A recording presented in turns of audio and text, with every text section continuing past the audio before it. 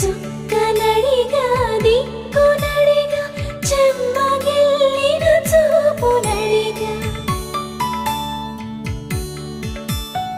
నీరు పొంగిన కనులలోన